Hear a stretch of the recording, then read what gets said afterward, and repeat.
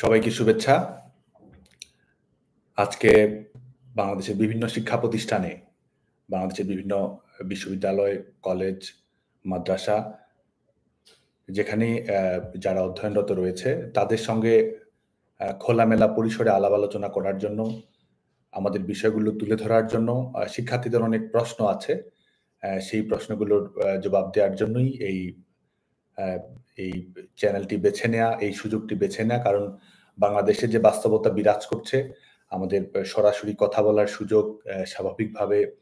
মিছিল, মিটিং, মত প্রকাশের স্বাধীনতা, সংগঠিতভাবে কথাগুলো তুলে ধরা, গণতান্ত্রিকভাবে নিজের মতামত তুলে ধরা, সেই বাস্তবতা বিদ্যমান সময়ে না থাকায় আমাদের এই সুযোগটি নিতে হচ্ছে। এবং বাংলাদেশের যে পরিপ্রেক্ষিত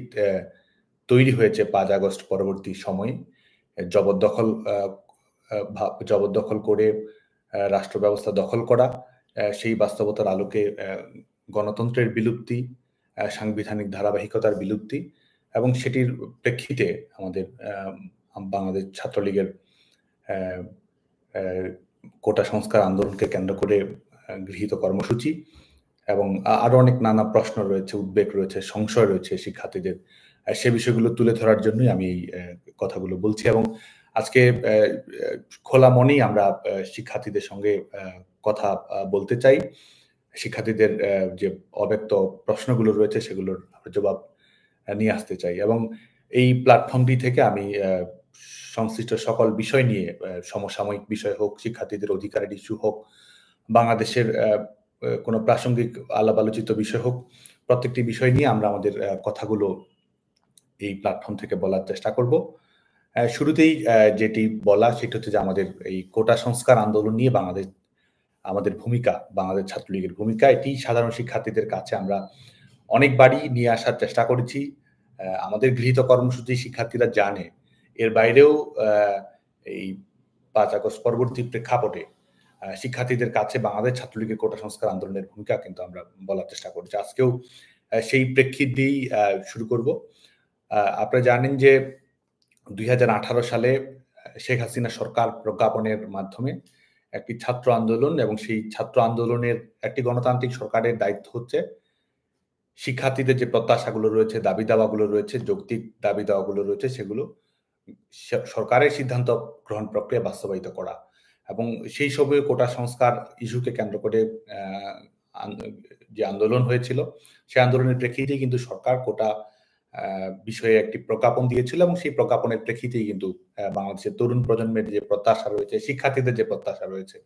আমাদের যে প্রত্যাশা রয়েছে, সেই প্রত্যাশার একটি বাস্তবায়ন আমরা দেখেছিলাম শেখ হাসিনা সরকারের মাধ্যমে। পরবর্তীতে এটি আবারও একটি হাইকোর্টের একটি রিটের প্রেক্ষিতে এটি নতুন করে আবার আলোচনায় আসে। প্রথম কথা, বাংলাদেশের সকল তরুণ যারা আমরা জানি যে গণতন্ত্র, সংবিধান, নির্বাহী এবং বিচার বিভাগের পার্থক্য, একটি আধুনিক রাষ্ট্র কিভাবে চলে, আমাদের শিক্ষার্থীরা কিন্তু এটি নিয়ে অনেক বেশি জানে, তারা অনেক বেশি অ্যাডভান্সড, তারা অনেক বেশি তথ্য জানে, তাদের অনেক বিশ্লেষণ সক্ষমতা রয়েছে। এবং নতুন করে যখন এই ইস্যুটি আসলো হাইকোর্টের, যখন এটিকে রিড ইস্যু করা হলো, একটি আইনি বিষয়, এবং সেই আইনি বিষয়ের প্রেক্ষিতে এটি নতুন করে আবার গণপরিষদেও আলাপ আলোচনায় আসলো, আইনি পরিষদে আলাপ আলোচনা আসলো, এবং রাষ্ট্রীয়ভাবেও এটি একটি গুরুত্বপূর্ণ জায়গায় আসলো এই বিষয়টি সমাধানের প্রক্রিয়া নিয়ে। 5ই জুন 2018 সালে সরকার ঘোষিত যে প্রজ্ঞাপন ছিল, সেই প্রজ্ঞাপনকে বাতিল করা হয় 2024 সালের 5ই জুন, যেটি এক ধরনের, আমরা যদি বলি, এক ধরনের বিচারিক অতি সক্রিয়তা আমরা বলবো। কারণ এটি সরকারের একটি পলিসি লেভেলের সিদ্ধান্ত ছিল 2018 সালের সিদ্ধান্তটি। তো সরকারের পলিসি লেভেলের আলাপ আলোচনায় বিচার বিভাগের কতটুকু কি ধরনের নির্দেশনা দেওয়া উচিত, কতটুকু কিভাবে বলা উচিত, সেটি নিয়ে কিন্তু এটি আইনগতভাবেই কিছু প্রশ্ন রয়েছে। তারপরেও এই 5 জুন 2024 যখন এই রায়টি আসলো, স্বাভাবিকভাবেই এটি কিন্তু শিক্ষার্থীদের জন্য স্বস্তির কোনো কারণ হয়নি। এবং এর প্রেক্ষিতেই আবার কোটা ইস্যু নিয়ে শিক্ষার্থীদের মধ্যে স্বাভাবিকভাবেই এক ধরনের উদ্বেগ তৈরি হয়েছিল, সংশয় তৈরি হয়েছিল, যেটি আবার কিভাবে আসছে, কিভাবে সমাধানের বিষয়টি তৈরি করা হচ্ছে, সেটিই ছিল প্রশ্ন। এবং সরকারের দিক থেকে যে রেসপন্সটি করা হয়েছিল,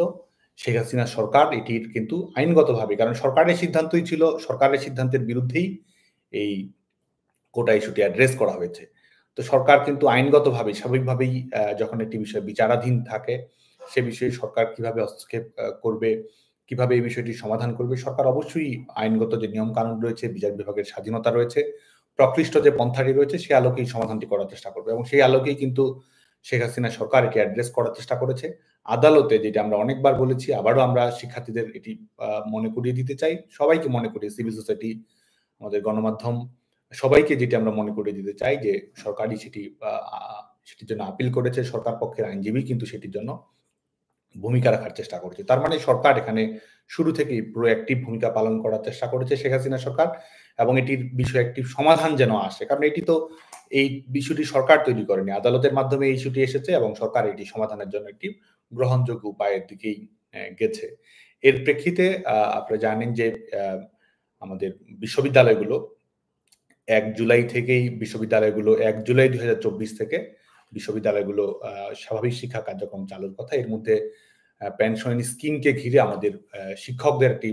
চলমান আন্দোলনের কারণে যে কর্মবিরতি চলমান ছিল, এই কর্মবিরতির প্রেক্ষাপটে বাংলাদেশের বেশিরভাগ বিশ্ববিদ্যালয়, অধিকাংশ বিশ্ববিদ্যালয়ই কিন্তু ১ জুলাই থেকেই শিক্ষা কার্যক্রম, ক্লাস কার্যক্রম, পঠন-পাঠন এগুলো চালু হয়নি। তো স্বাভাবিকভাবেই বিশ্ববিদ্যালয়গুলো কিন্তু আগে থেকেই শিক্ষা প্রতিষ্ঠান, বিশেষ করে বিশ্ববিদ্যালয়গুলো, পাবলিক বিশ্ববিদ্যালয়গুলো কিন্তু আগে থেকেই বন্ধ ছিল এবং ঈদের পরে বিশ্ববিদ্যালয়গুলো আ চালু হলেও সেখানে কিন্তু আ শিক্ষা কার্যক্রম তখনো চালু হয়নি শিক্ষকদের কর্মবিরতির প্রেক্ষাপটে। এবং এই প্রেক্ষাপটেই নতুন করে আবার এই কোটা ইস্যুটির আবার এখানে এটিকে কেন্দ্র করে আন্দোলন সেটি সূচিত হয়। আমরা যেটি বলতে চাই সেটি হচ্ছে যে আমরা ছাত্র সংগঠন হিসেবে বাংলাদেশ ছাত্রলীগের ভূমিকা কি ছিল? ছাত্র সংগঠন হিসেবে বাংলাদেশ ছাত্রলীগের ভূমিকা হচ্ছে শিক্ষার্থীদের জন্য ভূমিকা রাখা, শিক্ষার্থীদের কথাগুলো তুলে ধরা, শিক্ষার্থীদের দাবি দেওয়ার যৌক্তিক সমস্যা নিরসনের জন্য একটি গ্রহণযোগ্য উপায় বের করা এবং শিক্ষার্থীদের সমস্যা যেন পূরণ হয় সে ব্যাপারে ভূমিকা রাখা, রাজপথে ভূমিকা রাখা, পলিসি অ্যাডভোকেসি করা, সরকারের সংশ্লিষ্ট কর্তৃপক্ষের সঙ্গে আলাপ আলোচনার ভিত্তিতে সমাধান করা এবং গ্রহণযোগ্য, শান্তিপূর্ণ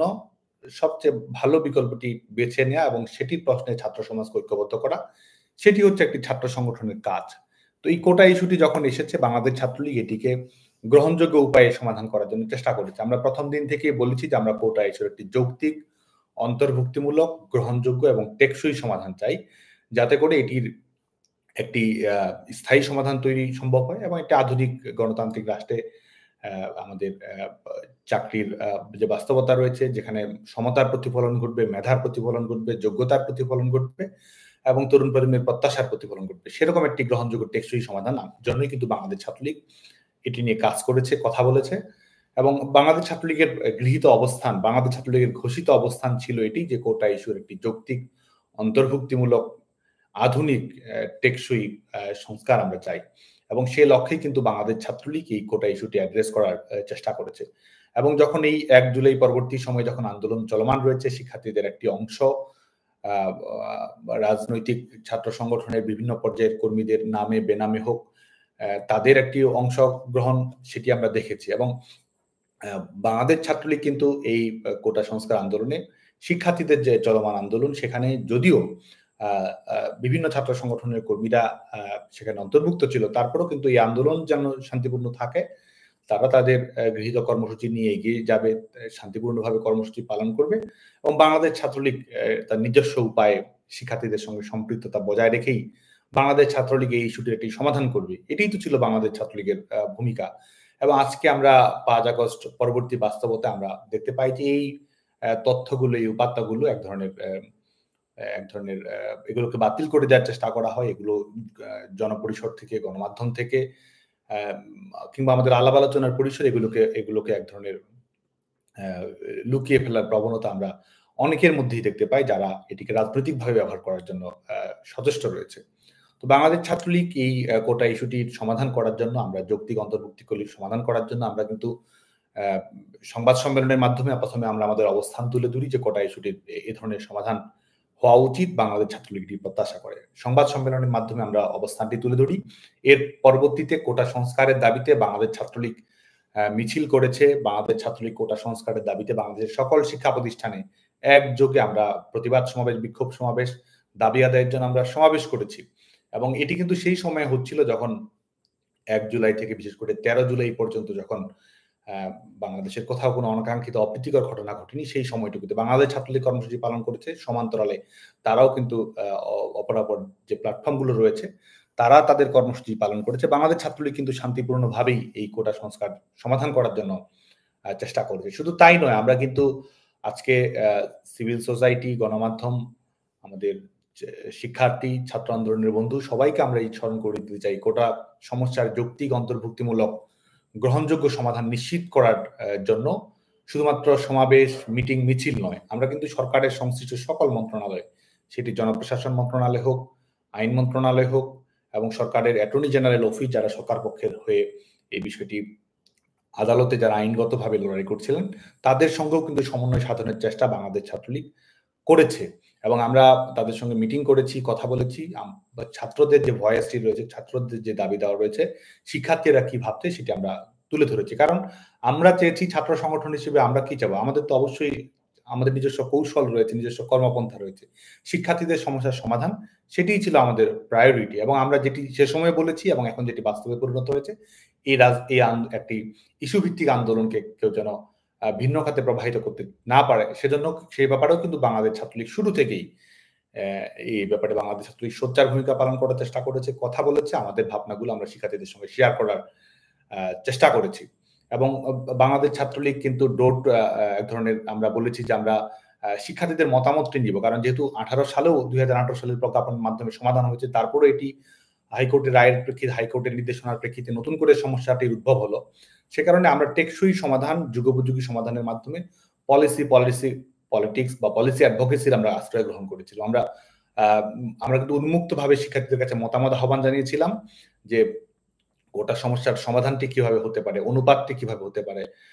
সেটি আদিবাসী হোক, নারী হোক, প্রান্তিক নিম্নবর্গীয় জনগোষ্ঠী হোক, তাদের প্রতিনিধিত্ব আমরা কিভাবে নিশ্চিত করতে পারি, কিংবা অপরাপর দেশের সরকারি চাকরিতে অন্তর্ভুক্তির প্রক্রিয়াটি কিরকম, এই ব্যাপারে শিক্ষার্থীরা কি ভাবছে, তরুণ প্রজন্ম কি ভাবছে, বিভিন্ন পেশাজীবী গোষ্ঠী, বিশেষজ্ঞ গোষ্ঠী তারা কি ভাবছে, আইন বিশেষজ্ঞ যারা রয়েছে তারা কি ভাবছে, যারা বিশেষ করে আমাদের পাবলিক অ্যাডমিনিস্ট্রেশন নিয়ে যারা লেখাপড়া করেছে,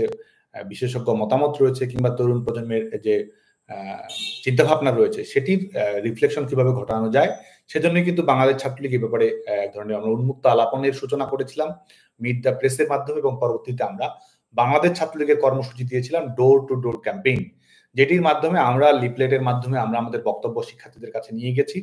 একটি ফর্ম শিক্ষার্থীদের কাছে আমরা জমা দিয়েছি এবং সেই ফর্মে শিক্ষার্থীরা কোটা সংস্কারের প্রস্তাবনাটি কিরকম হবে, সমাধানটি কিরকম হবে, সে ব্যাপারে কিন্তু তারা তাদের প্রস্তাবনা লিখিতভাবে অনলাইনের মাধ্যমে সরাসরি আমাদের যে ঘোষিত কর্মসূচি ছিল যে আমরা এই আমরা শিক্ষার্থীদের মতামতটি আমরা নিব, সেটি পরবর্তীতে আইনগত প্রক্রিয়ায় এবং সরকারের সংশ্লিষ্ট কর্তৃপক্ষের কাছে আমরা তুলে ধরার জন্য যে যৌক্তিক পদ্ধতি, সেটি আমরা গ্রহণ করব। কারণ একটি আধুনিক ছাত্র সংগঠনের কাজই হচ্ছে এক ধরনের সেতু বন্ধন তৈরি করা সরকারের এবং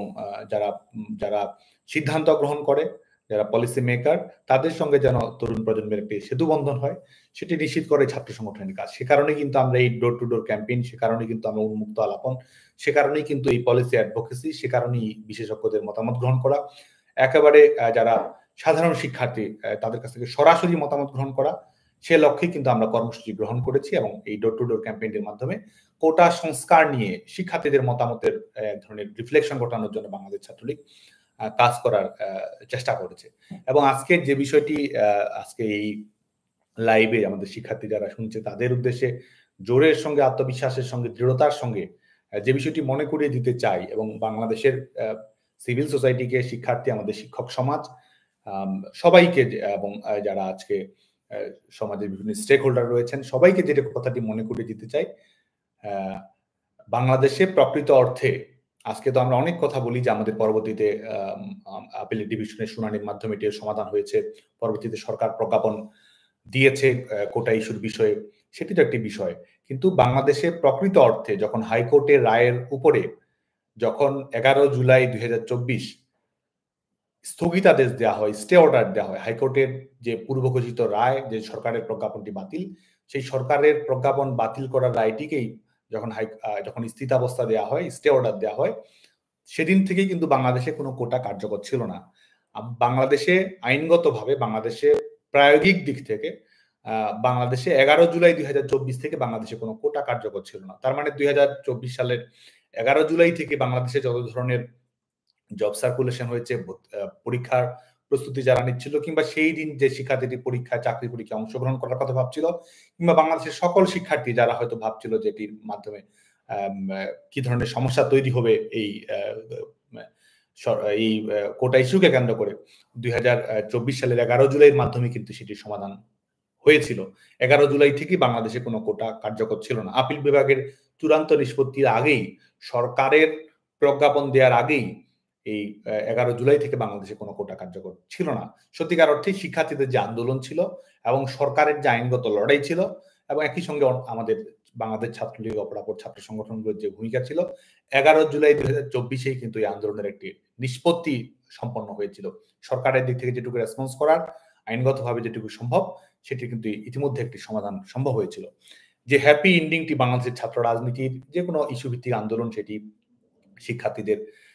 সেমিস্টার ফি কমানো হোক, শিক্ষার্থীদের কর্মসংস্থানের নিশ্চয়তা হোক, শিক্ষার্থীদের প্রযুক্তি ব্যবহারের অ্যাক্সেসিবিলিটি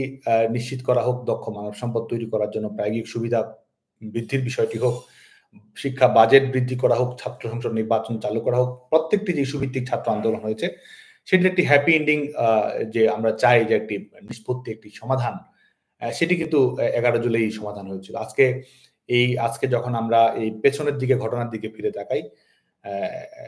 বাংলাদেশের ছাত্র আন্দোলনের একজন কর্মী হিসেবে এটুকু আমি দৃঢ়তার সঙ্গে বলতে পারি এবং শিক্ষার্থীদের সঙ্গে এই অংশটুকু বিশেষভাবে আমি শেয়ার করতে চাই যে 2024 সালের 11 জুলাইয়ের পর থেকেই সবাই যদি দায়িত্বশীল আচরণ করত এবং যে সমাধান ইতিমধ্যেই হয়েছে সেই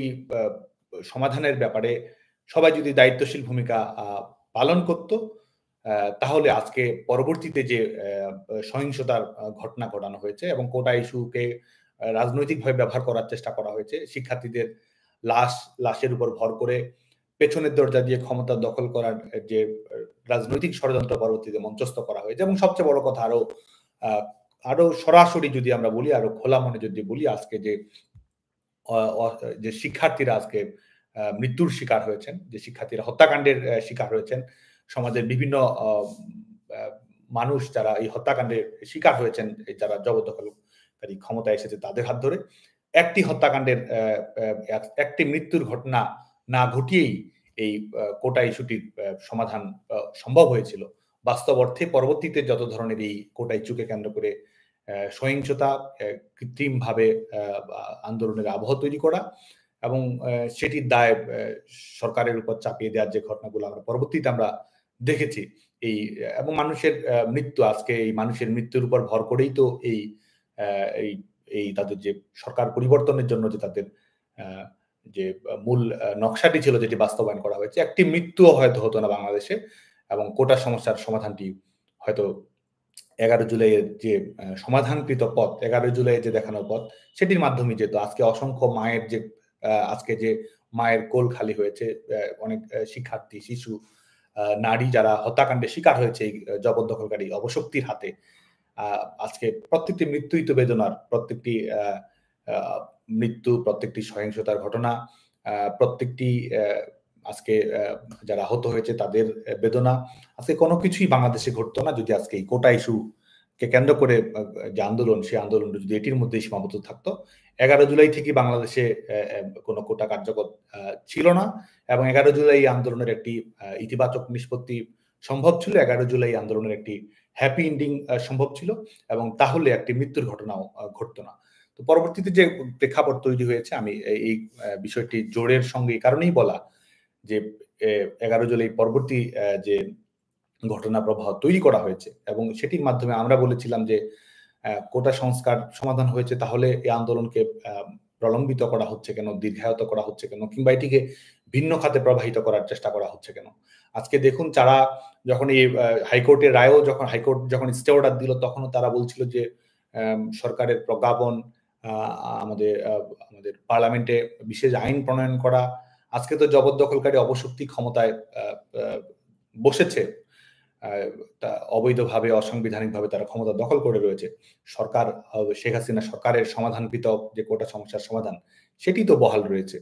এবং শেখ হাসিনা সরকারই তো এই কটা সমস্যার একটি যৌক্তিক সমাধান করেছে এবং পরবর্তীতে যে প্রেক্ষাপটটি তৈরি হয়েছে এই প্রেক্ষাপটটি একমাত্র লক্ষ্য ছিল সরকারকে উৎখাত করা এবং এই সরকার উৎখাতের লক্ষ্যে যে মৃত্যুগুলো হয়েছে এই মৃত্যুগুলোর এক ধরনের ঘটনা প্রবাহ তৈরি করা এবং এমনভাবে এই পরিবেশ পরিসরটি তৈরি করা যেটির দায় সরকারের উপর চাপিয়ে দেওয়া যাবে, যেটিকে কেন্দ্র করে এক ধরনের ঘটনার ঘনঘটা তৈরি করে দেওয়া যাবে, যেটি আমি আমাদের পরবর্তী বিভিন্ন ৫ আগস্ট পরবর্তী বিভিন্ন বাস্তবতা আমরা দেখতে পেয়েছি। ১১ জুলাই যেটির সমাধান হয়েছে, পরবর্তীতে আমরা ১৪ জুলাইয়ের যখন রাজাকার ইস্যুটি নিয়ে আসলো, দেখুন আজকে তো শিক্ষার্থীরা অনেকেই সচেতন, সোচ্চার এবং সক্রিয় ভূমিকা পালন করার চেষ্টা করছে এবং ১৪ জুলাই যখন এই রাজাকার ইস্যুটি, যেটির সঙ্গে কোটা আন্দোলনের কোনো সম্পৃক্ততা নেই, যেটির সঙ্গে শিক্ষার্থীদের প্রত্যাশার কোনো সম্পৃক্ততা নেই এবং যারা এই প্ল্যাটফর্মটিকে ব্যবহার করেছে তারা যে শিক্ষার্থীরা তো কোটা সংস্কার চেয়েছে, সেটি সত্য, শিক্ষার্থীদের আন্দোলনের স্পিরিট ছিল সেটি সত্য, কিন্তু যারা এই আন্দোলনে যারা এই প্ল্যাটফর্মটিকে যারা ব্যবহার করছে তারা যে ভিন্ন উদ্দেশ্যে এটিকে অন্যদিকে প্রবাহিত করার চেষ্টা করছে সেটি তো প্রমাণিত হয়েছে পরবর্তীতে, যখন তাদের প্রকৃত রাজনৈতিক পরিচয়, তারা যে শুধুমাত্র সাধারণ শিক্ষার্থী নন, তাদের যে কোনো রাজনৈতিক পরিচয় রয়েছে, তারা যে সেটি ছাত্র শিবির হোক, সেটি ছাত্র শক্তি হোক, সেটি তাদের ছাত্র অধিকার পরিষদ হোক, সেটি ছাত্রদল হোক, কিংবা অপরাপর যে মৌলবাদী জঙ্গি সংগঠনগুলো, সেটি হিজবুত তাহরির হোক, কিংবা অন্যান্য ধর্মভিত্তিক সাম্প্রদায়িক প্রতিষ্ঠানের সঙ্গে সম্পৃক্ততা হোক, কিংবা বিভিন্ন ষড়যন্ত্রমূলক দেশি বিদেশি নেটওয়ার্কের সঙ্গে সম্পৃক্ততা হোক, সেটি তো পরবর্তীতে আমরা আমাদের সামনে উন্মোচিত হতে দেখেছি যে এটা প্রেক্ষাপট কিভাবে তৈরি করা হয়েছে। তো সেটির মাধ্যমেই এই ১৪ জুলাই রাজাকার ইস্যুটিকে একটি নন ইস্যুতে পরিণত করে নিয়ে আসা হলো এবং সেটির মাধ্যমে একটি রাজনৈতিক আবহটি আরো এক ধরনের প্ররোচিত করার চেষ্টা করা হলো, সহিংসতামূলক পরিবেশ তৈরি করার প্রেক্ষাপট তৈরি করে আমরা ১৪ জুলাই আমরা দেখেছি এবং ১৪ জুলাই কিন্তু তারা এক ধরনের সহিংসতার পরিবেশ তৈরি করতে চেয়েছে। ১৪ জুলাই প্রকৃত অর্থে তারা লাশ ফেলতে চেয়েছে। ১৪ জুলাই তারা শিক্ষার্থীদের মৃত্যুর উপর ভর করে তারা তাদের যে ক্ষমতায় যাওয়ার রাজনীতি, ক্ষমতা দখলের রাজনীতি, সেটি বাস্তবায়ন করতে চেয়েছে। সেদিনও কিন্তু আজকে এই ধরনের উস্কানিমূলক, প্ররোচনামূলক এবং এক ধরনের আক্রমণাত্মক অবস্থান নেওয়ার পরেও কিন্তু আমরা চেষ্টা করেছি দায়িত্বশীল ভূমিকা পালন করার, কোথাও কোনো অপ্রীতিকর ঘটনা যেন না ঘটে সেটি নিশ্চিত করার, এবং সেদিন সেটি সম্ভবও হয়েছিল। পরবর্তীতে ১৫ জুলাই আমরা এই ঘটনা, এটি আমরা বারবার আমরা আমাদের আলোচনায় নিয়ে এসেছি, টকশোতে বলেছি, গণমাধ্যমে আমরা বলেছি, সভা সমাবেশের সে সময়ও কিন্তু আমরা এই বক্তব্যটি তুলে ধরেছি। আবারও এটির শিক্ষার্থীদের সামনে আমরা এটি নিয়ে আসতে চাই। সেটি হচ্ছে যে এই ১৫ জুলাই যেটির মাধ্যমে এক ধরনের যে তারা যে উস্কানিমূলক পরিবেশটি তৈরি করতে চেয়েছিল সেটির সূচনা হয়েছিল। সেই ১৫ জুলাই বাংলাদেশ ছাত্রলীগের কর্মসূচি ছিল দুপুর ৩টায় সন্ত্রাস বিরোধী রাজু ভাস্কর্যের পাদদেশে। বৈষম্য বিরোধী ছাত্র আন্দোলন এই প্ল্যাটফর্মটির কিন্তু কোনো ঘোষিত কর্মসূচি সেদিন ছিল না। ভোরবেলা, একেবারে ভোরবেলা অকস্মাৎভাবে তারা কর্মসূচি ঘোষণা করে যে তারা দুপুর ১২টার দিকে রাজু ভাস্কর্যের পাদদেশে সমবেত হবে এবং বাংলাদেশ ছাত্রলীগ আমরা উপলব্ধি করতে পারি যে তারা এক ধরনের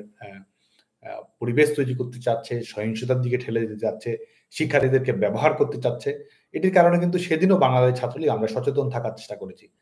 ১২টার দিকে যখন তারা কর্মসূচি দেয়, আমরা যেটি স্বাভাবিকভাবে আমরা ভেবেছি তাদের কর্মসূচি সমাপ্ত হওয়ার পর একই জায়গায় তারা কর্মসূচি দেয়, উস্কানিমূলকভাবে এই কর্মসূচিটা তারা দেয় এবং আমাদের কর্মসূচিটা আমরা ভেবেছি তাদের কর্মসূচি শেষ হলেই আমরা বাংলাদেশ ছাত্রলীগের নিজস্ব কর্মসূচি আমরা বাস্তবায়ন করব। কখনোই যেন তাদের মুখোমুখি না হতে হয়, কোনো ধরনের অপ্রীতিকর অনাকাঙ্ক্ষিত ঘটনা যেন না ঘটে, সে ব্যাপারেই কিন্তু আমরা সোচ্চার থাকার চেষ্টা করেছি, সচেতন থাকার চেষ্টা করেছি, দায়িত্বশীল ভূমিকা পালন করার চেষ্টা করেছি।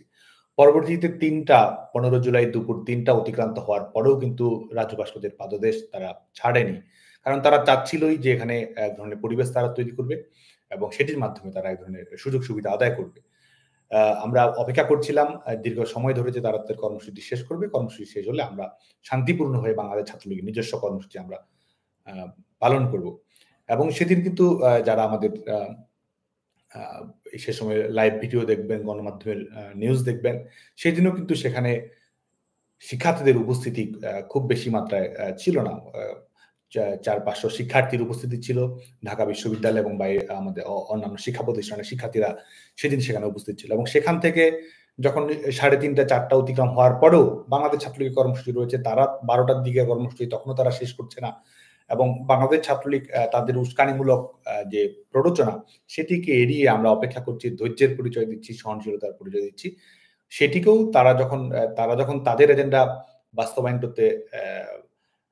নিজস্ব এজেন্ডা বাস্তবায়ন করতে গিয়ে তাদের পরিকল্পনায় ব্যাঘাত ঘটছে, তখন আমরা দেখতে পেলাম যে তারা মিছিল নিয়ে এবং তারা যে রাজু ভাস্কর্য থেকে মিছিল নিয়ে এসেছে সেখানে কিন্তু তারা দেশীয় অস্ত্রশস্ত্র লাঠিসোঁটা আক্রমণাত্মকভাবে এসেছে। আক্রমণাত্মকভাবেই তারা, আপনারা জানেন যে ঢাকা বিশ্ববিদ্যালয়ের বিভিন্ন হলে রাজু ভাস্কর্যে তাদের কর্মসূচি 12টায় শুরু হয়েছে, শেষ হলে তারা তাদের পরবর্তী কর্মসূচি শেষ করে তাদের একটি নিজস্ব রাজনৈতিক কর্মসূচি তারা এগিয়ে নিয়ে যাবে। এটি একটি স্বাভাবিক রাজনৈতিক কর্মকৌশল, কিন্তু তারা সেটি না করে তারা আমাদের ঢাকা বিশ্ববিদ্যালয়ের আবাসিক হলগুলোতে, বিশেষ করে মুক্তিযোদ্ধা হল, বিজয় একাত্তর হল, কবি জসিমউদ্দিন হল এবং বঙ্গবন্ধু হল অভিমুখে তারা রওনা দেয় এবং তারা যে রওনা দেয় তখনও কিন্তু তারা এক ধরনের সজ্জিত হয়ে লাঠিসোঁটা নিয়ে তারা সেদিন সেখানে যায় এবং প্রত্যেকটি হলে আমরা প্রথম আলোর রিপোর্ট সেদিন 16 জুলাই আমি পাঠ করেছিলাম। প্রথম আলো যে রিপোর্টটি দেয় পরবর্তীতে সেটি এডিট করা হয়েছে, অনলাইনে এখন আছে কি নেই সেটি নিয়ে এক ধরনের সংশয় তৈরি হয়েছে। সেখানেও কিন্তু প্রথম আলো রিপোর্টার সুস্পষ্ট হয়ে বলেছে যে তারা কিভাবে তারা এই বৈষম্য বিরোধী ছাত্র আন্দোলন এই পরিবেশ পরিস্থিতি তারা কিভাবে তৈরি করে, সেখানে কিন্তু সেই বর্ণনাটি দেওয়া রয়েছে। তারা সেখানে উস্কানিমূলক স্লোগান দিয়েছে, তারা সেখানে হলের বাইরে গিয়ে হল গেটে তারা ভাঙচুর করেছে, প্রহরীদের মারধর করেছে, ভেতরে গিয়ে এক ধরনের ধাওয়া পাল্টা ধাওয়ার পরিবেশ তারা তৈরি করেছে, ইট পাটকেল তারা নিক্ষেপ করেছে এবং কোথাও কোনো ঘটনা ঘটেনি। তাদের কর্মসূচি শেষ হওয়ার পরে তো সেখানে যাওয়ার কোনো মানেই ছিল না এবং তারপরও তারা ধরনের উস্কানিমূলক পরিবেশগুলো শিক্ষার্থীদের উপর এক ধরনের চড়াও হওয়ার ঘটনা ঘটিয়ে ঘটনাকে ভিন্ন খাতে প্রবাহিত করা, যে মূল লক্ষ্যটি ছিল সেই মূল লক্ষ্যে কিন্তু তারা এগিয়ে গেছে এবং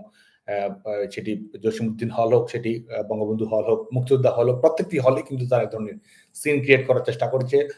ইট পাটকেল লাঠিসোঁটা নিক্ষেপ করেছে, হল গেট অতিথি কক্ষ তারা ভাঙচুর করেছে এবং পরবর্তীতে বিজয় একাত্তর হলে গিয়ে তারা তাদের যে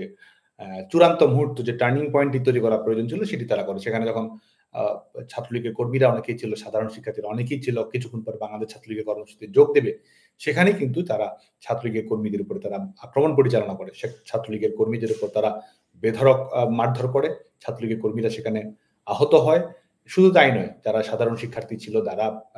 কর্মসূচিতে যাওয়ার জন্য অপেক্ষমান ছিল কিংবা যারা সাধারণভাবেই হল থেকে হয়তো বের হচ্ছিল, তাদের উপর চড়া হয়ে একটি ভীতিকর পরিবেশ পরিস্থিতি তারা সেদিন তৈরি করেছিল। এটির মাধ্যমেই গোটা বাংলাদেশের ধরনের সহিংসতার সূচনা তারা তৈরি করেছিল। নিজেরা তারা এই সহিংসতার ঘটনা ঘটিয়েছে এবং পরবর্তীতে এই সহিংসতার ঘটনা ঘটিয়ে তার দায় তারা বাংলাদেশ ছাত্রলীগের উপরে তারা চাপানোর চেষ্টা করেছে। 15 জুলাই এই ঘটনাটি আমাদের শিক্ষার্থীরা, বিশেষ করে ঢাকা বিশ্ববিদ্যালয়ে,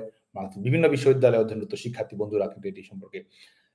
সম্যক সচেতন রয়েছে বলে আমি দৃঢ়তার সঙ্গে বিশ্বাস করি এবং আজকেও যদি এটি নিয়ে কেউ ডকুমেন্টেশন করে, এটি নিয়ে যদি কেউ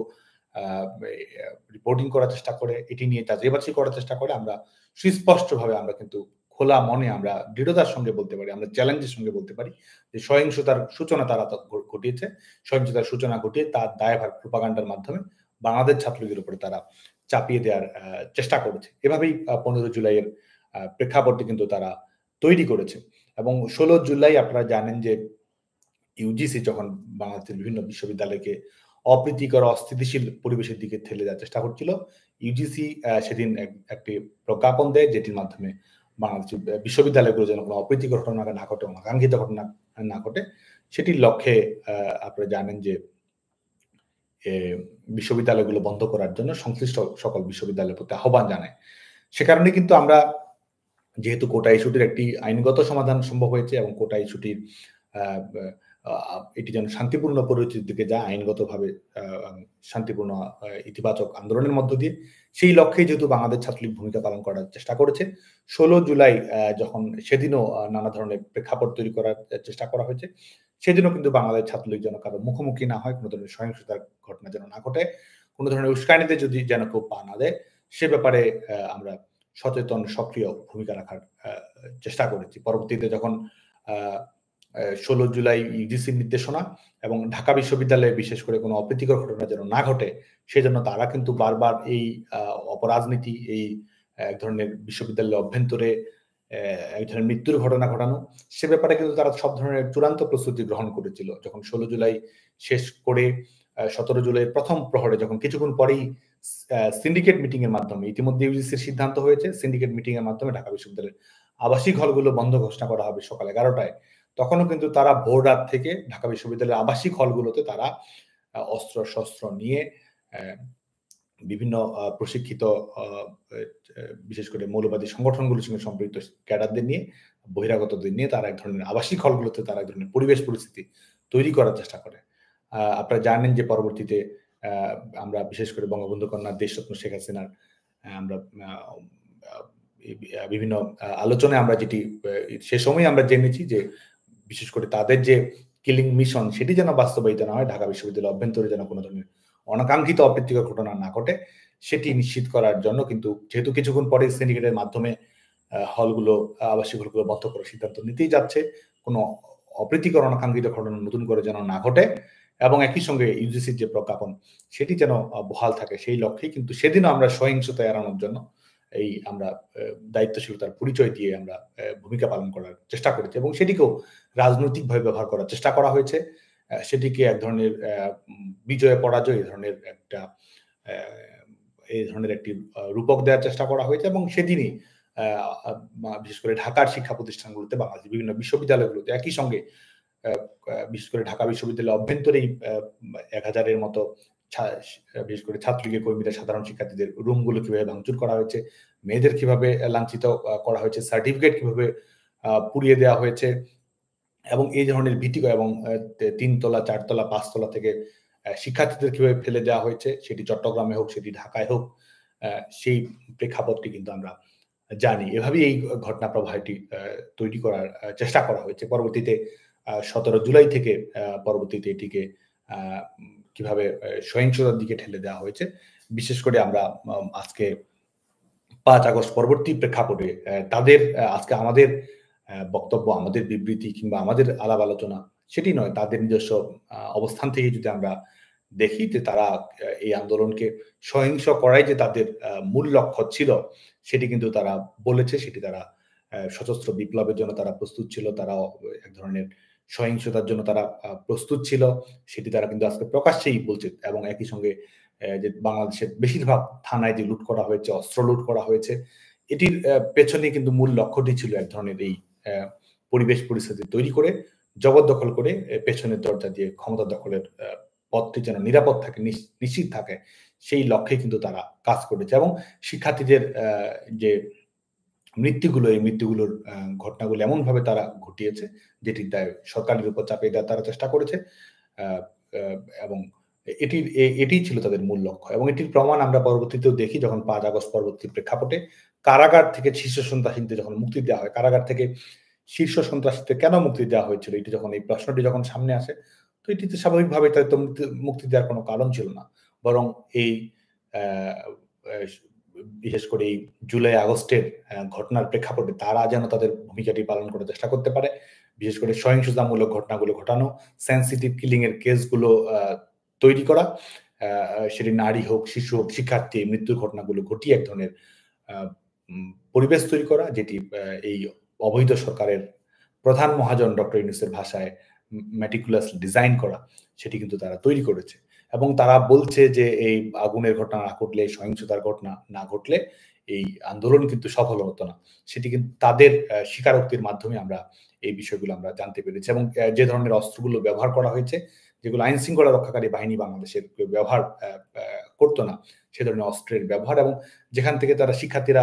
মিছিল করছে কোটা সংস্কারের দাবিতে কিংবা ইস্যুভিত্তিক আন্দোলনে, সেইখান থেকেই কিন্তু শিক্ষার্থীদের মৃত্যু হচ্ছে, যেখানে হয়তো আইন শৃঙ্খলা রক্ষাকারী বাহিনী কিংবা অন্য কারো উপস্থিতি ছিল না এবং ছাদে হোক,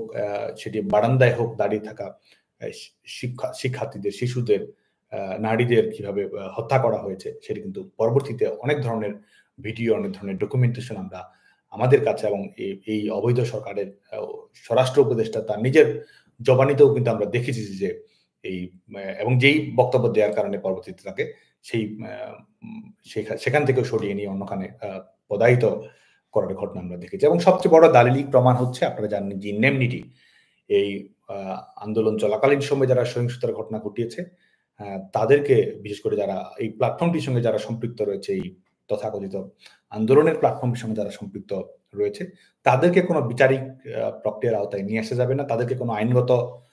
প্রশ্নের মুখোমুখি করা যাবে না, তাদেরকে বিষয়ে কোনো তদন্ত করা যাবে না, তাদের বিষয়ে কোনো মামলা গ্রহণ করা যাবে না। এ ধরনের যে ইন্ডেমনিটি, এটি কিন্তু সরকারের এক ধরনের অফিসিয়াল ডিক্লারেশন যে যাদের হাতে রক্তের দাগ লেগে রয়েছে তারাই যে সরকার গঠন করেছে। এবং এটি যদি বিচারিক প্রক্রিয়া নিশ্চিত করতেই চাইতো, এটি যদি সঠিক তদন্তই তারা চাইতো, যেটি শেখ হাসিনা সরকার সূচনা করেছিল, যে সহিংসতার ঘটনার সঙ্গে যারা জড়িত সবাইকে বিচারিক প্রক্রিয়া আওতায় নিয়ে আসতে হবে। সরকারের দৃঢ় মনোবল, সৎ এবং আন্তরিক মনোবল ছিল বলেই তো সেটি জাতিসংঘের উন্মুক্ত তদন্তের আহ্বান জানানো হয়েছিল, নিরপেক্ষ বিচার বিভাগের তদন্ত কমিটি গঠন করা হয়েছিল। এবং যে ধরনের জঙ্গিবাদী কায়দায়, সন্ত্রাসবাদী কায়দায় আইন শৃঙ্খলা রক্ষাকারী বাহিনীর উপর আক্রমণ করা হয়েছে, আজকে সিভিল ওয়ার্ডেও কিংবা যে ধরনের সহিংসতামূলক ঘটনা পৃথিবীর বিভিন্ন খানে যেখানে ঘটছে, সেখানেও কিন্তু যতজন আইন শৃঙ্খলা রক্ষাকারী বাহিনীর সদস্যকে হত্যাকাণ্ডের শিকার না হতে হয়, তার চেয়ে বেশি আজকে বাংলাদেশের এই জুলাই আগস্ট প্রেক্ষাপটে কিন্তু ঘটেছে। এটি প্রমাণ করে যে এক ধরনের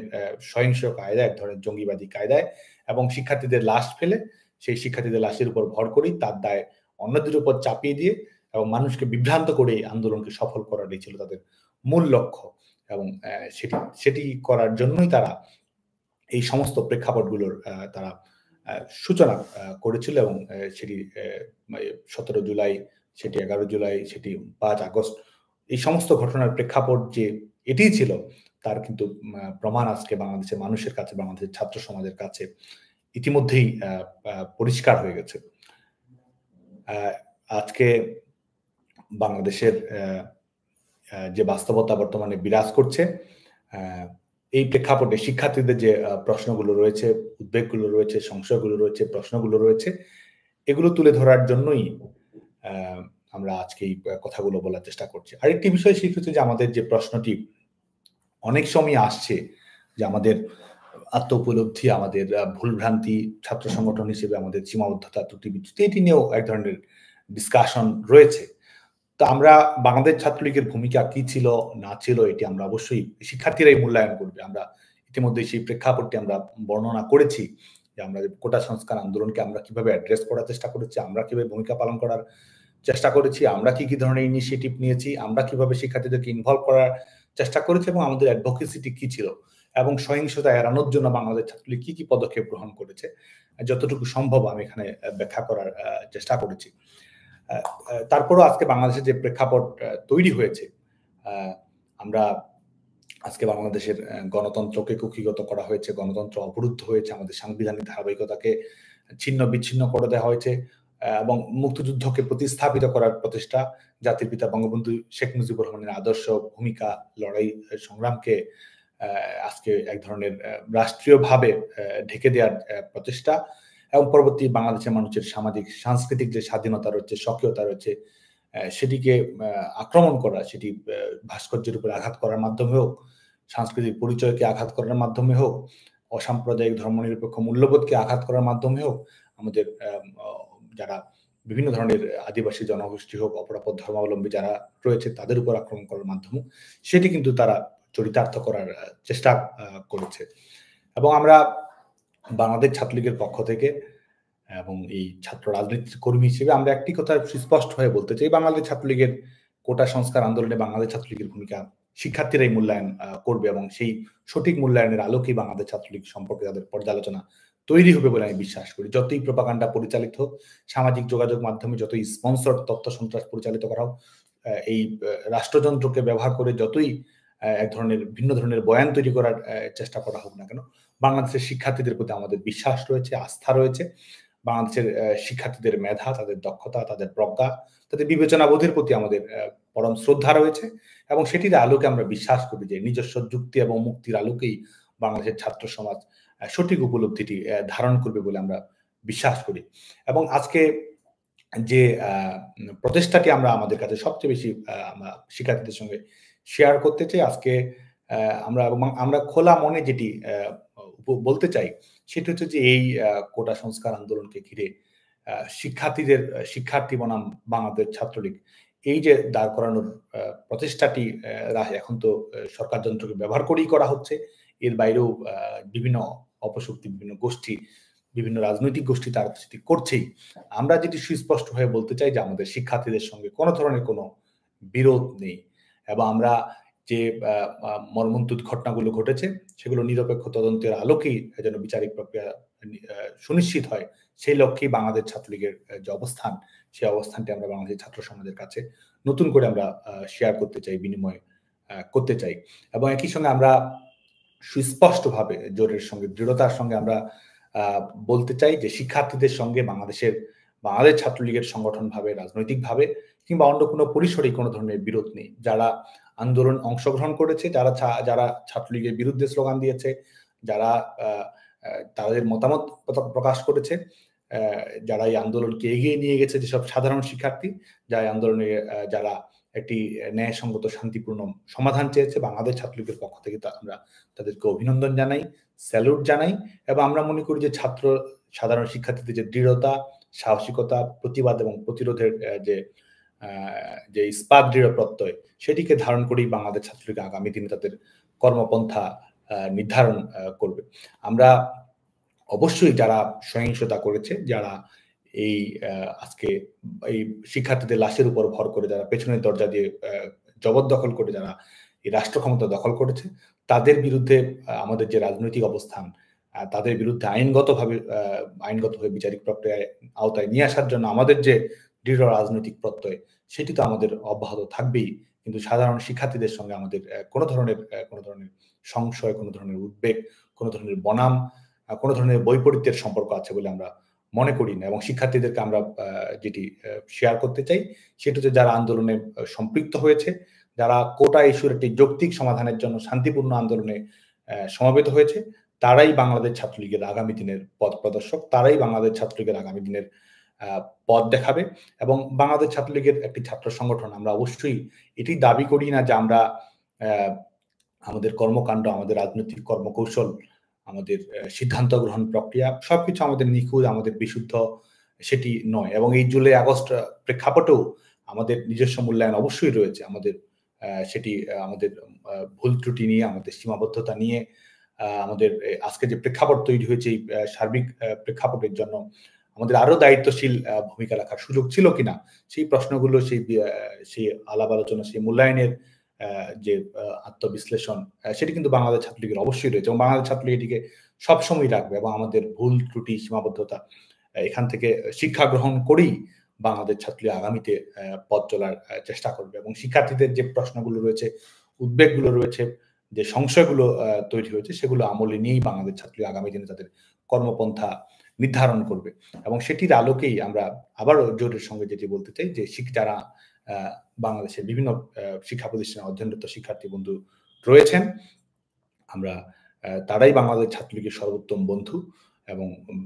তারা তাদের দেখানো পথ, তাদের স্পিরিট, তাদের দৃঢ়তা, মুক্তিযুদ্ধের প্রতি, জাতির পিতার প্রতি,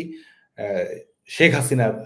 লড়াকু দৃঢ়চেতা নেতৃত্বের প্রতি তাদের যে কমিটমেন্ট রয়েছে, সেটির আলোকেই আমরা আগামী দিনে আমাদের কর্মপন্থা নির্ধারণ করতে পারবো বলে আমরা দৃঢ়ভাবে বিশ্বাস করি এবং শিক্ষার্থীরা যারা বাংলাদেশের বিভিন্ন শিক্ষা প্রতিষ্ঠানে আজকে এই অবরুদ্ধ কুক্ষিগত গণতন্ত্রের বাস্তবতাতে যাদের একাডেমিক ক্যারিয়ারকে এগিয়ে নিতে হচ্ছে, তাদের উদ্দেশ্যে আমাদের এই কথাগুলো আমরা আবারও অত্যন্ত দৃঢ়তার সঙ্গে জোরালোভাবে আমরা আমাদের এই মতামতগুলো শিক্ষার্থীদের সঙ্গে বিনিময় করতে চাই এবং তাদের যে রাজনৈতিক মত রয়েছে, তাদের যে স্বাধীনচেতা অবস্থান রয়েছে এবং প্রতিবাদ, প্রতিরোধ কিংবা নিজস্ব রাজনৈতিক কর্মকৌশল রয়েছে, তাদের প্রতি বাংলাদেশ ছাত্রলীগের সম্মান রয়েছে, শ্রদ্ধা রয়েছে, ভালোবাসা রয়েছে এবং সেখান থেকেই আমরা মনে করি যে শিক্ষার্থীরাই ছাত্র রাজনীতির সবচেয়ে বড় শিক্ষক। সেখান থেকেই বাংলাদেশ ছাত্রলীগ আগামী দিনে তাদের কর্মপন্থা নির্ধারণ করবে এবং যে বাস্তবতা আজকে তৈরি হয়েছে আমরা অবশ্যই স্বীকার করি যে আমাদের ছাত্র রাজনীতির কাঠামোগত দুর্বলতা রয়েছে। বাংলাদেশ ছাত্রলীগের পথ চলাতেও ভুল ভ্রান্তি অবশ্যই রয়েছে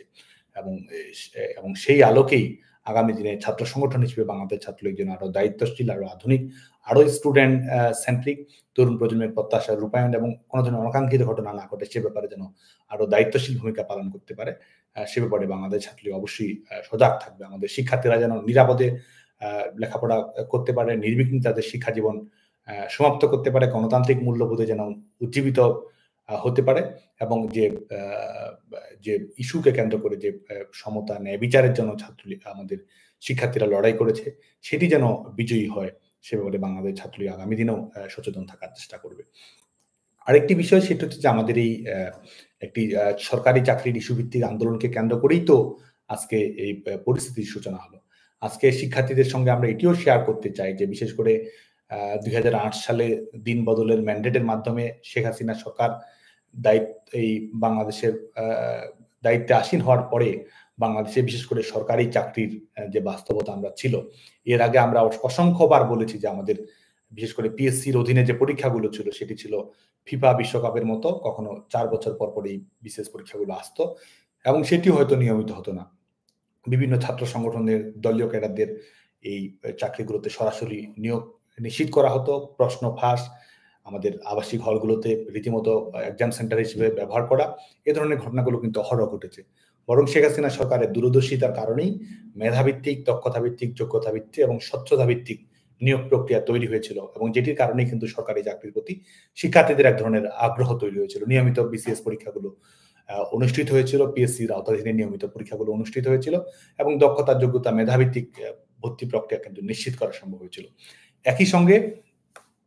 আপনারা জানেন যে আমাদের এই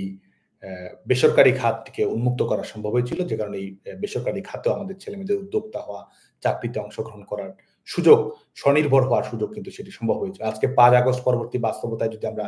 দেখতে পাই যে বাংলাদেশে নতুন করে কোনো ধরনের জব সার্কুলেশন হওয়া, নতুন করে কোনো ধরনের নিয়োগ প্রক্রিয়া, বেসরকারি খাত তো পুরোপুরি বিপর্যস্ত, কারণ কোনো ধরনের ব্যবসা বাণিজ্যের পরিবেশ, কলকারখানায় কাজ করার পরিবেশ কোনো কিছুইতে নেই, এবং নতুন করে যে বিনিয়োগ কেউ করবে সেই সম্ভাবনা, সেই সুযোগও কিন্তু তৈরি হয়নি, যে কারণে বেসরকারি খাতে বাংলাদেশের তরুণদের যে সম্ভাবনাটুকু ছিল, কর্মসংস্থানের যে নিশ্চয়তা ছিল, সেটিও কিন্তু ইতিমধ্যেই বন্ধ হয়ে গেছে। এবং সরকারি চাকরি সেটি যে জব সার্কুলেশন নতুন করে তো আসছেই না, একই সঙ্গে আমাদের ছেলেমেয়েদের চাকরিতে অংশগ্রহণ করার সুযোগটি কিন্তু ইতিমধ্যেই সীমিত করে দেওয়া হয়েছে। একদিকে বয়স, সরকারি চাকরিতে প্রবেশের বয়স ৩২, বিপরীতে কতবার সরকারি চাকরিতে অংশগ্রহণ করতে পারবে, পরীক্ষা অংশগ্রহণ করতে পারবে, সেটি কিন্তু বেঁধে ধরা হচ্ছে। তো আখেরে কিন্তু আমাদের সরকারি চাকরিতে পরীক্ষা অংশগ্রহণ করার সুযোগটি ইতিমধ্যেই সীমিত করা হয়েছে, এবং সরকারি চাকরির পরীক্ষা সর্বশেষ যে পিএসসির সিদ্ধান্ত গ্রহণ করা হয়েছে, বিশেষ করে যারা মৌখিক পরীক্ষায় এর আগে অংশগ্রহণ করেছে তাদের নতুন করে মৌখিক পরীক্ষা নেওয়া হবে, তৃতীয় পরীক্ষকের কাছে আবার নতুন করে পাঠানো হবে। এই ধরনের সিদ্ধান্তগুলো কিন্তু পিএসসির আওতাধীন যে চাকরির পরীক্ষাগুলো রয়েছে সেগুলোকে দীর্ঘায়িত করা, এবং রাজনৈতিক বিবেচনা, একটি বিশ্ববিদ্যালয়ে অধ্যয়নরত অবস্থায় শিক্ষার্থীরা বিভিন্ন ধরনের সামাজিক, রাজনৈতিক, সাংস্কৃতিক কর্মকাণ্ডে অন্তর্ভুক্ত থাকে। শুধুমাত্র রাজনৈতিক মতের কারণে আজকে সকল ধরনের চাকরির পরীক্ষা উত্তীর্ণ হওয়া সত্ত্বেও, এমনকি প্রশিক্ষণ শেষ হওয়া সত্ত্বেও কিন্তু আজকে চাকরি বাতিল করে দেওয়ার চেষ্টা করা হচ্ছে। তার মানে আজকে যে ধরনের রাজনীতিকীকরণ ঘটছে, সরকারি চাকরি নিয়ে কিন্তু শিক্ষার্থীদের মধ্যে এক ধরনের উদ্বেগ, এক ধরনের সংশয় ইতিমধ্যেই তৈরি হয়েছে, যে ভবিষ্যতে এই যে ইতিবাচক পরিবেশটি তৈরি করা হয়েছিল সেটি থাকবে কি থাকবে না, সেটি নিয়ে অবশ্যই এক ধরনের সংশয় সবার মধ্যে তৈরি হয়েছে। এবং একই সঙ্গে বাংলাদেশের বর্তমানে যে বাস্তবতা আমাদের তৈরি হচ্ছে, ছেলেমেয়েরা কোটা সংস্কারের দাবিতে আন্দোলন করেছিল, বিভিন্ন ইস্যু ভিত্তিক প্রত্যাশা ছিল, আজকে সেখান থেকে বাংলাদেশের সংবিধানকে বদলে দেওয়ার চেষ্টা করা হচ্ছে। আজকে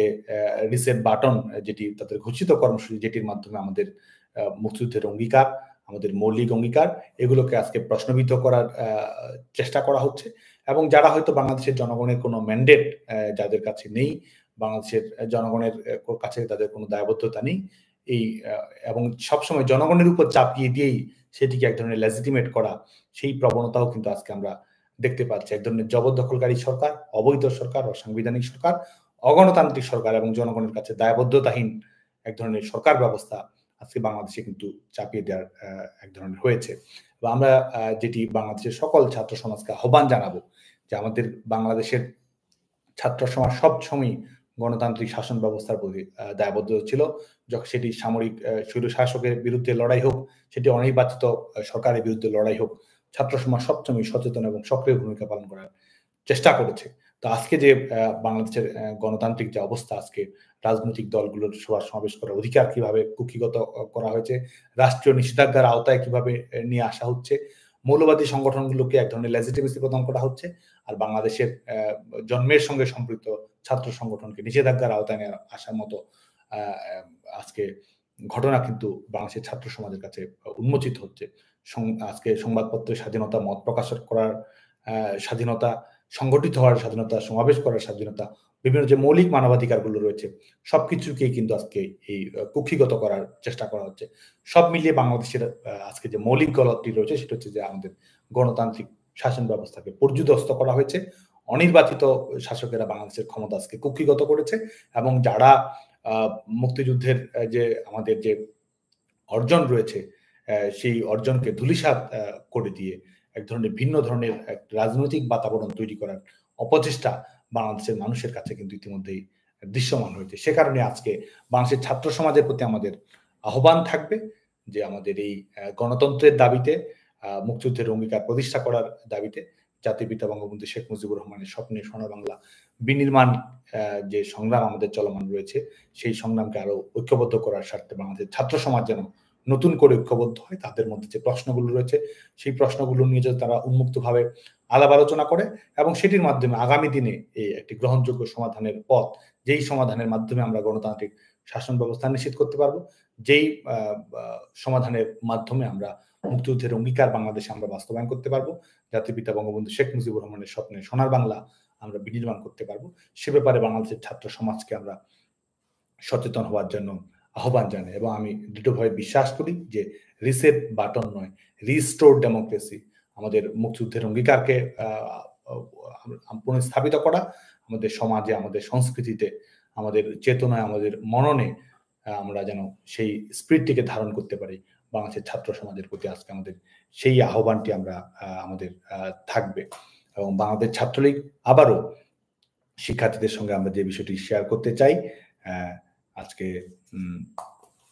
এই শিক্ষার্থীদের প্রত্যাশার আলোকে আগামী দিনে যেন আমরা আমাদের কর্মপন্থা নির্ধারণ করতে পারি, বাংলাদেশ ছাত্রলীগ সেই লক্ষ্যে ভূমিকা পালন করার চেষ্টা করবে। শিক্ষার্থীরাই বাংলাদেশ ছাত্রলীগকে আগামী দিনের পথ দেখাবে এবং আমাদের অতীতের ভুল ত্রুটি বিচ্যুতি সীমাবদ্ধতা নিয়ে যে শিক্ষার্থীদের মূল্যায়ন রয়েছে, আমাদের নিজস্ব মূল্যায়ন রয়েছে, সেটির আলোকে আমরা আমাদের কর্মপন্থা চলমান রাখবো এবং একই সঙ্গে আমরা দৃঢ় প্রত্যয়ের সঙ্গে প্রতিজ্ঞাবদ্ধ হতে চাই যে আমাদের যে একটি সংগঠন হিসেবে তরুণদের ইচ্ছা, তরুণদের প্রত্যাশা, তরুণদের দাবিদার প্রতিনিধিত্বকারী ছাত্র সংগঠন হিসেবে আমরা বাংলাদেশ ছাত্রলীগ আগামীতেও শিক্ষার্থীদের সবচেয়ে বড় যেটি প্রয়োজন, বাংলাদেশের নাগরিকদের মর্যাদা নিশ্চিত করার জন্য সবচেয়ে যেটি প্রয়োজন, সেই গণতান্ত্রিক বাংলাদেশের যাত্রা, কুক্ষিগত গণতন্ত্রকে মুক্ত করা, অবরুদ্ধ গণতন্ত্রকে মুক্ত করা, জনগণের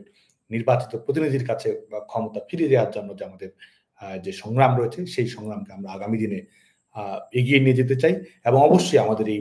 সংগ্রামে যতই বাধাবিঘ্ন আসুক, যতই প্রতিকূলতা আসুক এবং যতই নির্যাতন নিষ্পেষণের স্টিম রোলার চাপিয়ে দেওয়া হোক, আমরা বিশ্বাস করি যে আমরা অবশ্যই সফল হব, আমরা অবশ্যই বিজয়ী হব এবং কোনো কিছু দিয়েই কোনো অপশক্তি আমাদের এই লড়াইকে, আমাদের সংগ্রামকে, আমাদের শান্তিপূর্ণ স্পিরিটকে পরাজিত করার সক্ষমতা রাখে বলে আমরা মনে করি না। আজকে আবারও দীর্ঘ সময় ধরে যারা শুনছেন এই ইউটিউব চ্যানেলটির মাধ্যমে সবাইকে আবারও শুভেচ্ছা জানাচ্ছি, ধন্যবাদ জানাচ্ছি এবং সমসাময়িক আজকে মোটা দাগে আমাদের শিক্ষার্থীদের বিভিন্ন প্রশ্ন, বিভিন্ন ধরনের জিজ্ঞাসা, সেটির আলোকে এবং আমাদের যেসব সীমাবদ্ধতা রয়েছে সেগুলো নিয়ে মূল্যায়ন করার চেষ্টা এবং আগামী দিনে বাংলাদেশ নিয়ে আমাদের প্রত্যাশা, শিক্ষার্থীদের শিক্ষা, প্রযুক্তি, কর্মসংস্থান নিয়ে আমাদের যে ভাবনাটি রয়েছে সেটি শেয়ার করার জন্য আজকে এই সুযোগটি বেছে নেয়। এবং যেহেতু বাংলাদেশের বিদ্যমান বাস্তবতায় গণতন্ত্র অনেক বেশি সংকুচিত, গণতন্ত্রকে নির্বাসনে পাঠানো হয়েছে, এই প্ল্যাটফর্মটি ব্যবহার করে আগামী দিনের জন্য শিক্ষার্থীদের মতামত আরো বেশি শেয়ার করা যায়, বিভিন্ন সমসাময়িক বিষয় নিয়ে, সেটি শিক্ষা হোক, প্রযুক্তি হোক, কর্মসংস্থান হোক, গণতান্ত্রিক ছাত্র রাজনীতি তৈরি করা হোক, মুক্তিযুদ্ধের অঙ্গীকার হোক, মত প্রকাশ, বাক স্বাধীনতার বিষয় হোক, কিংবা আমাদের প্রত্যাশিত আগামীর বাংলাদেশ নিয়ে শিক্ষার্থীদের ভাবনা হোক, সেটি নিয়ে উন্মুক্তভাবে আলাপ আলোচনা করার জন্য এই পরিষদটিতে আমি আবারও শিক্ষার্থীদের সঙ্গে এই প্ল্যাটফর্মটিকে ব্যবহার করে কথা বলতে চাই, শিক্ষার্থীদের সঙ্গে মতামত শেয়ার করতে চাই, শিক্ষার্থীদের প্রশ্ন, উদ্বেগ, সংশয় থাকলে সেটিকে এখান থেকে আলাপ আলোচনা করতে চাই। তো আজকে প্রথম দিনে আপনাদের দীর্ঘ সময় ধরে শোনার জন্য সবাইকে আবারও আহ্বান জানাই। শিক্ষার্থীদের প্রতি স্যালুট, শিক্ষার্থীদের প্রতি অভিবাদন, অভিনন্দন এবং সালাম, সশ্রদ্ধ অভিবাদন জানিয়ে আজকের এই লাইভটি এখানেই শেষ করছি। সবাই ভালো থাকবেন। বাংলাদেশের ছাত্র সমাজের জয় হোক। জয় বাংলা, জয় বঙ্গবন্ধু।